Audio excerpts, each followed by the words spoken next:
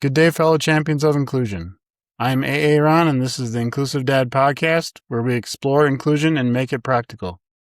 Thank you for taking time out of your busy schedule to join me in exploring ways we can create a more inclusive world together.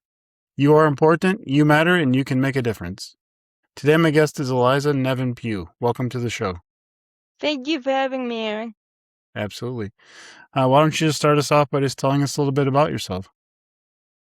Thank you. Well, I live in Alberta, Canada. I'm Canadian. I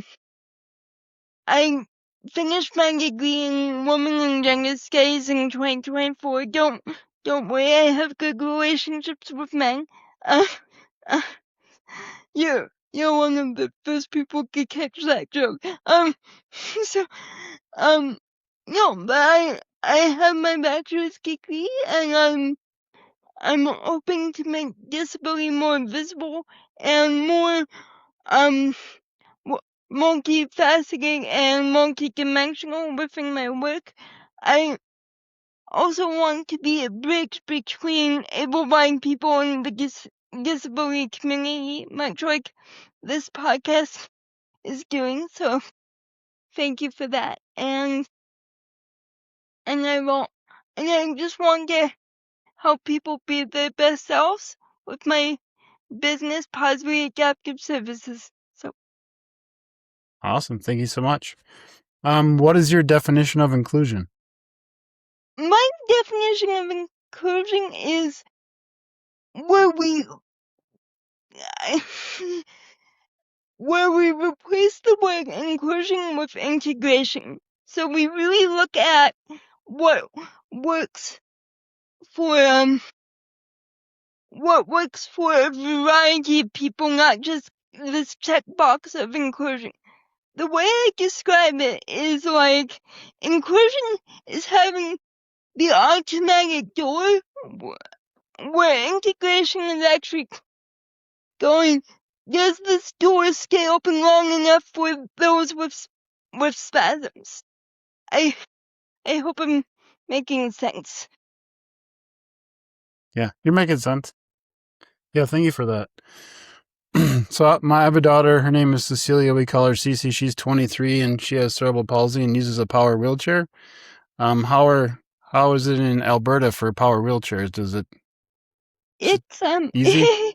it's a work in progress. Like it's because we have a few towns actually in Alberta. There was an accessibility act that was supposed to come out, but the the Alberta government just shot it down within a minute of it being introduced. And so, yeah, we've got a lot of work to do. I'm not sure if it's the same in Minnesota, but right now it's basically like it's up to the town and the municipality to make things accessible. So one town can be really good, and then one town not so much.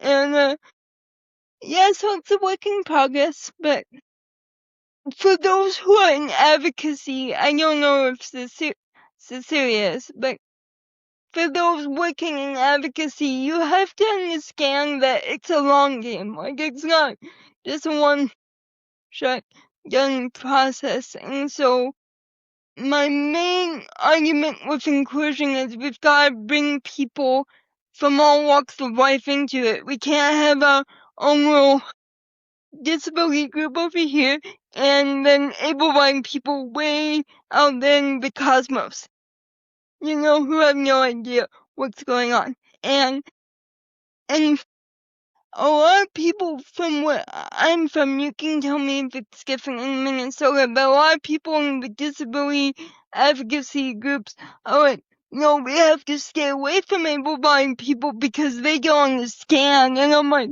no, never understand if we keep them away. Right. You're kind of deflating our wheels, if I may use it. Yeah, I think there's some similarities. It sounds like, yeah, in the U.S. we have the ADA, which was passed like 30 years ago, but there's still things, that my daughter, we can't get her into in her wheelchair. So there's still some work that needs to be done. It's just for us living in Minnesota where there's snow, power chairs are not built for snow. So No, they are wintertime not. is not that much fun because you have to, I mean, I shovel here so she can get in the house, but like if you go places, it's hard to get around and stuff. So I hear. yeah. And as far as like, I agree with you. We need to bring everybody to the table to have discussions. It's just around here anyway, we have like, people with autism are kind of one group, and then you have a Down syndrome group, and everybody's kind of in their own silos. So we need to work better, even on that, just trying to be more connected and work together also. I agree. It's the same here in Canada, essentially. Like, it's just, yeah, definitely being able to work together, across lines.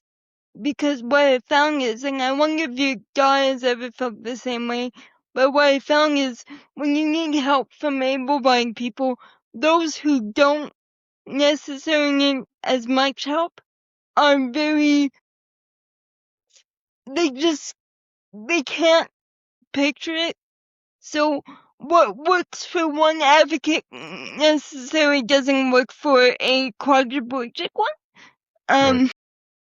So it's just what CP is definitely, I think, one of the most misunderstood diagnoses. I wonder if you feel this same way about that. And by the way, let me just put a disclaimer. I am not speaking for all those with CP.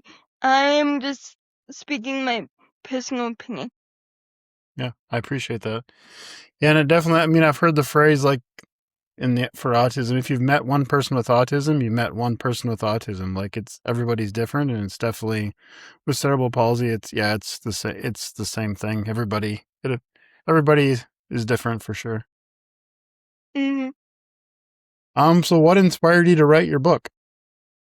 What inspired me to write my book is just seeing a lot of this division that we've spoken about in the silos. I love that word that you just used, because that's what it is. I mean, a lot of the supports are out there, but because we're all in our own little, working mini eggs, of our own opinions, there's been a lot of, unnecessary division and complaining within a lot of groups, able-bodied or not, that things should be better, why aren't they better? And so when I wrote the book, it was like, for heaven's sake, get on the boat. Like, you can't. I definitely believe in miracles. I definitely believe in divine intervention as a Christian, but I also believe we're supposed to be in partnership with the divine, however you say them. Like, it's, if you want a new job, you have to put in the resume. You have to search for the right job on job sites. Like, you can't just expect it to be like, ding, you know? And so it came from wanting to live my own philosophy that I've been trying to explain to people, but because I'm so stubborn, it didn't come out the way I wanted it to sometimes. But this was my book and really processing what I went through within the advocacy community and what and also it's also social commentary on some of the able-bodied things. Like you mentioned accountability and how life isn't full of no fail policies. We have to take responsibility for our actions. So it was really what inspired me is just this sense of enough. I have to say something about what's going on. So it really came from a desire to help people get off, basically get off, in my case, get off my own seat cushion and really try and get help the best way I could. So. That's great. What's the reception been for the book, or what are people saying about it? So far I've gotten good reviews. mind you, the books all of the reviews I have gotten are from like friends, but I have gotten one review from a stranger that was very complimentary about speaking about the different things and how we need to have some structure in our lives. Like being more flexible in our opinions is great, but we do need to hold on to something. Otherwise, we're susceptible to believing everything. Like we need to find our we need to find our personal foundation, and to have somebody actually really like that was beneficial. So it's been going very well. I've sold over I've ordered over 100 copies, and altogether I'm on my third ordering so far physical copies, and it's going quite well for reception. That's awesome. You mentioned a little bit about faith. Do you want to talk a little bit about what you want people to know about your faith and how you faith and disability, what that means to you? Yes, I would, if that's alright for this podcast. My faith has been monumental because when I came to the United Church of Canada in 2021, which is a very open church, we believe that as long as you believe in kindness, self-control, and all the things that basically make you a decent person, you are good to go. Everybody's welcome at communion. We're supportive of the LGBTQ community, so it's a very open church. And what it's helped me do is have that sense of, have that rock of, okay, I know what to do. I can pray about this, so I can go to my church family for support. Like last year, the government took some extra money that the federal government had given children with disabilities. They just took that off our age check, so we were, which is social assistance if you're severely handicapped, for anyone who's wondering. And they just took it off, so we were right back at the beginning when we had been protesting for 3 years, that we need more money to basically live decent lives. With, like, I have a very supportive family, so they were mad with me too, but on the Sunday we found this out, my church was actually going through a sermon series on anger, so when it came for the prayer times, I was actually able to say, you know what, I'm really angry right now because this is what's happening, and my entire church just kind of rallied around me, and we set up a protest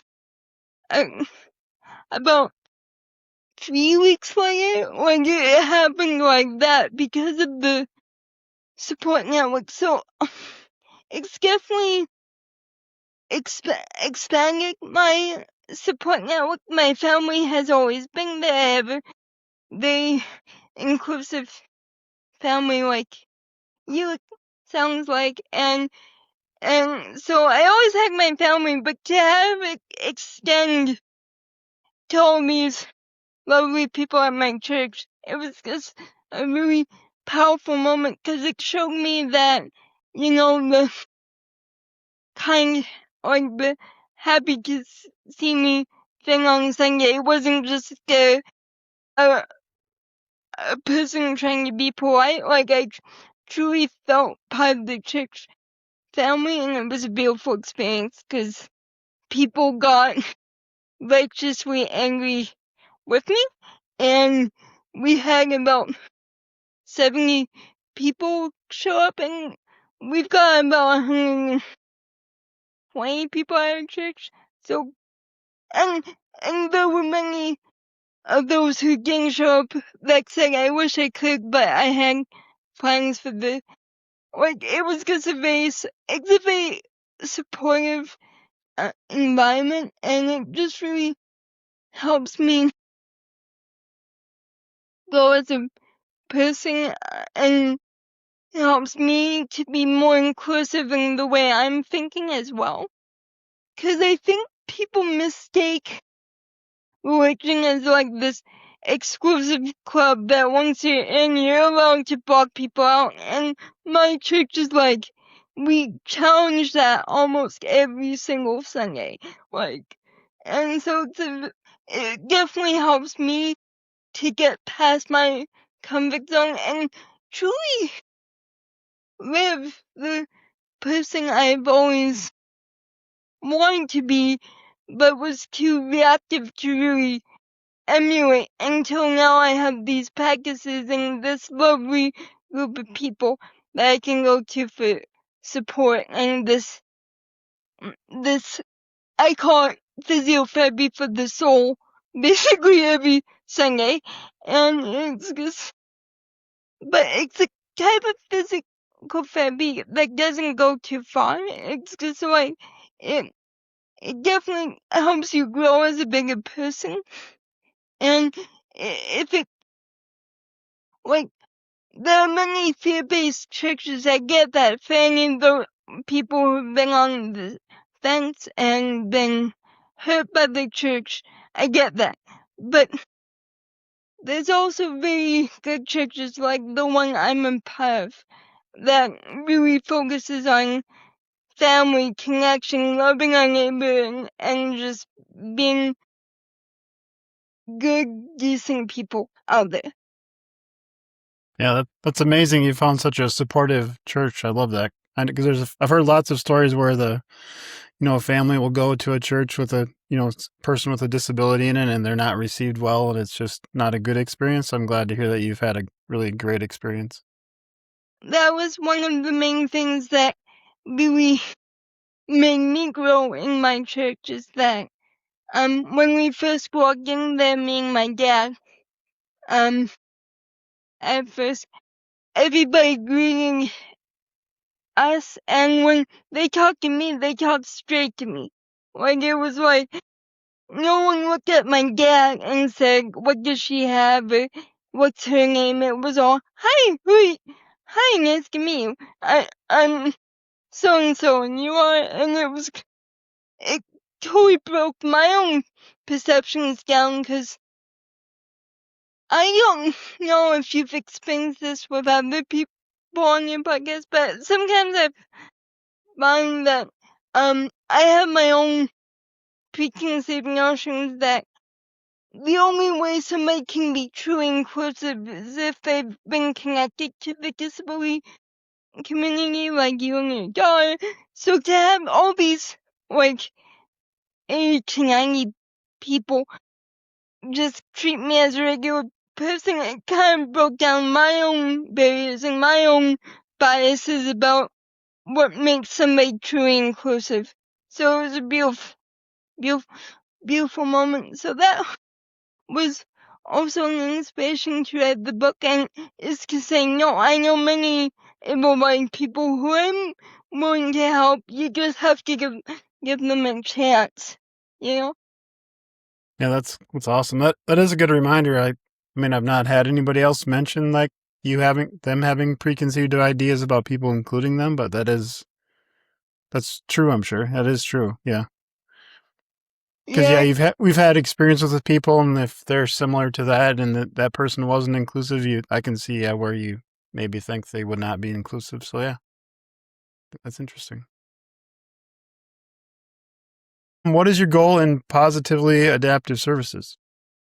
To help people get on the boat. When I also two things. One, it's to create accessible employment, but the main thing is to help people really take accountability for their lives, and not just, because there's so many people, myself included, still, when I'm really stiff, or I'm just like a regular person and I woke up on the wrong side of the bed, I can blame other people for my circumstances. I can go back to when I was like 8 and give that thing where people were like, I was 8 years old and this happened, and it's like, well, you're not 8 years old anymore. It's time to make a different choice.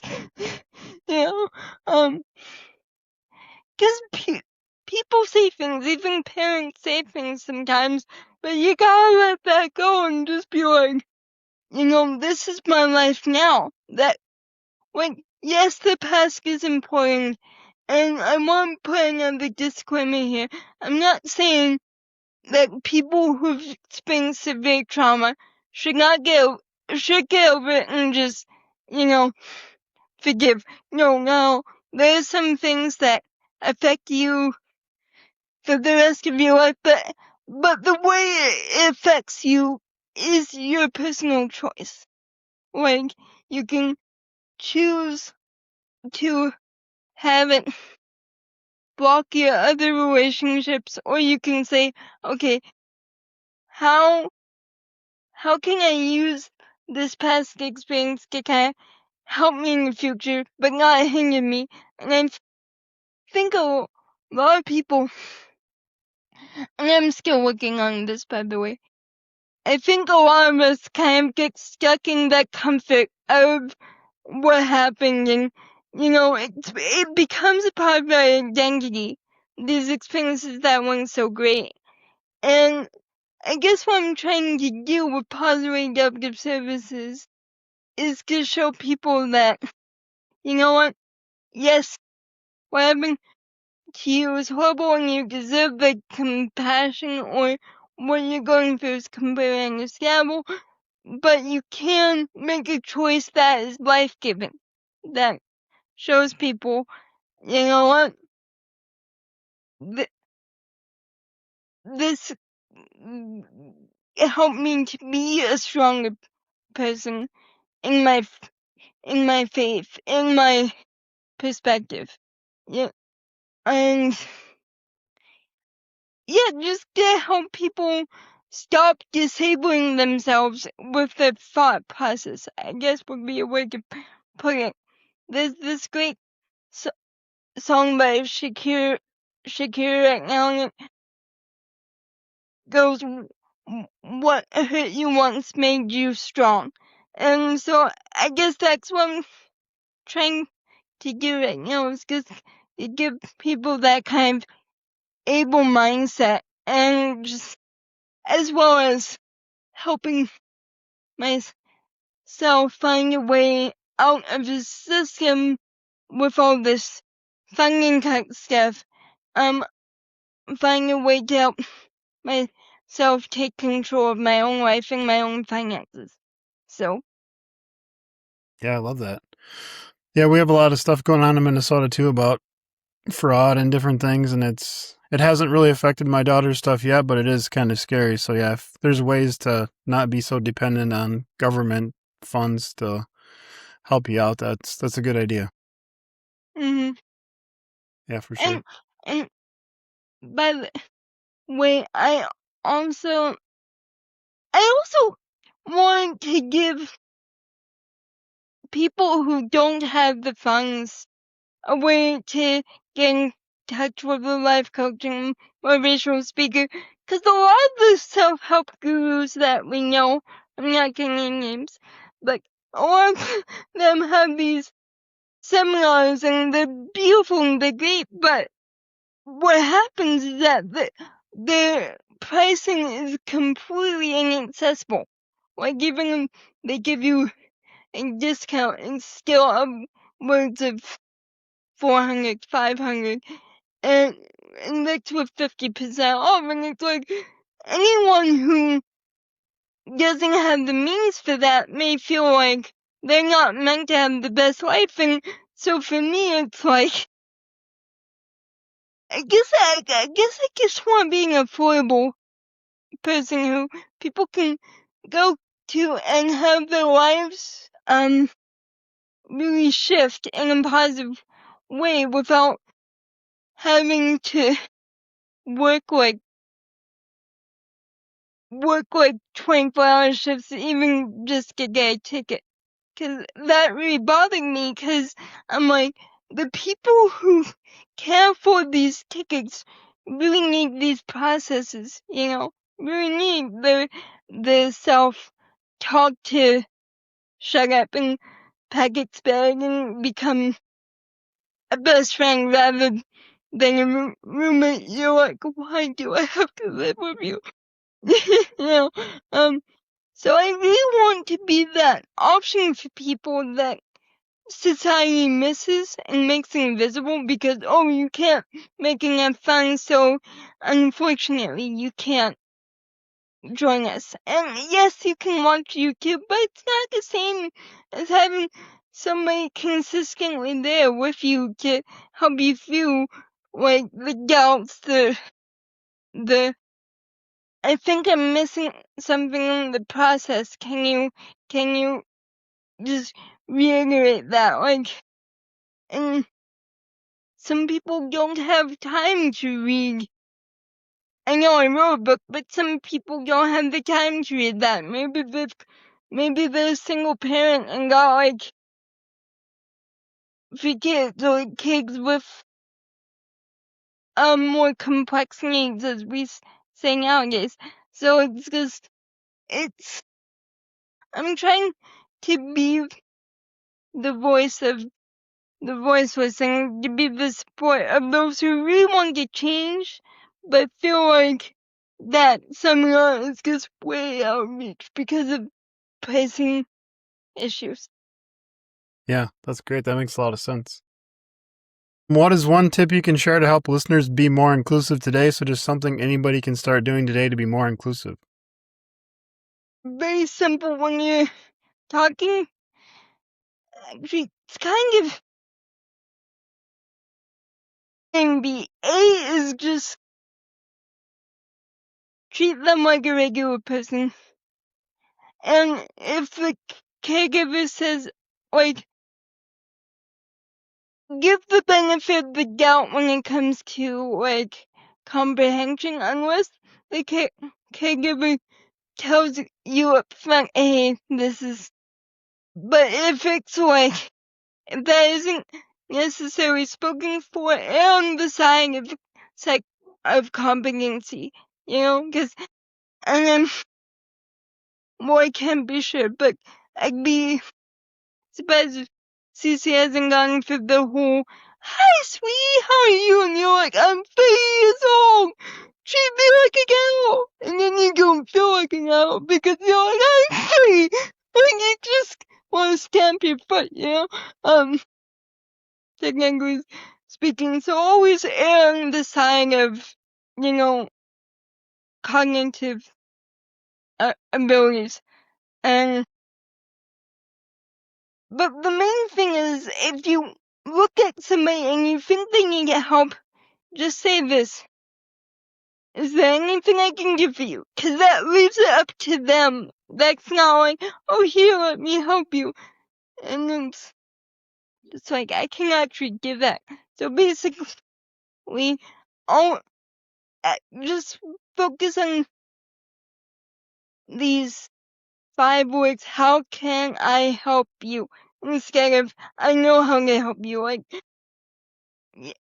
that will make a person feel seen, and just again talk to them as you would like to be spoken to yourself would be the main thing.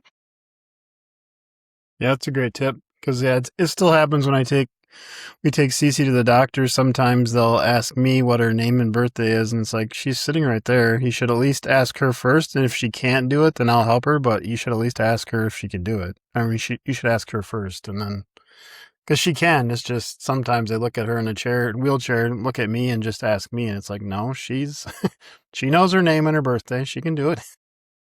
She's scared, yeah. And if I may give a tip to health professionals, if you listen to what he just said, because oftentimes that happens a lot too, and it's just like, if the child is small, like, then ask the parent what works for them and what they can see. But if the child is looks more like older adult or teenager and preteen, ask them. And I know you may not be able to give them exactly what they want at age, at the age wanting no physiotherapy, and people are like, not so much care, but I guess same time you can ask what type of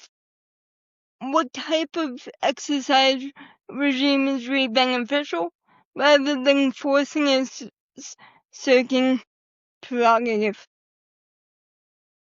Yeah, for sure. Where's the best place for everybody to connect with you? The best place, my contact information is on my website, positivalyadaptive.com, but you can also reach out to me on Instagram. If you look up Positively Adaptive Services, you can find me on Instagram or YouTube, and I'd love to hear from you.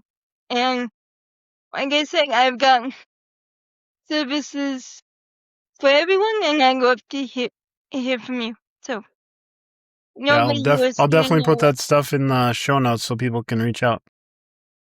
Great. Thank you. And yep. Are you ready for the last question? Yes. Do you like Spam lunch meat, yes or no?